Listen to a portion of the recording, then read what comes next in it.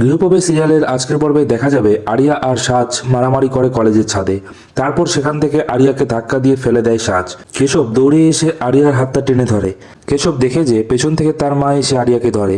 Area বলে, আমাকে ছেড়ে দিন, কোনো সাহায্য লাগবে না। সাজ বলে, প্রিন্সিপাল স্যারকে ডাকতে হবে, যে করেই হোক আরিয়াকে বাঁচাতে হবে। কেশবের পকেট থেকে একটা ছবি পড়ে যায়। শুভলক্ষ্মী বলে, তাড়াহুড়ো করে বেরিয়ে এলো কেশব, এতেই আমি বুঝতে পেরেছি যে কলেজে কোনো গন্ডগোল হয়েছে।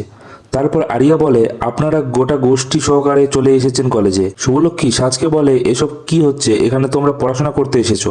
আরিয়া, তুমি ঠিক আছো? কোথাও লাগেনি তো? শুভলক্ষ্মী সাজকে বলে, আরিয়ার ওপর তো দয়া মায়া থাকা উচিত, ছোট থেকে ও মায়ের ভালোবাসা পায়নি। কেশব বলে, আরিয়া শুনেছো তো, আমার মা এখনো তোমাকে প্রোটেক্ট করে যাচ্ছে।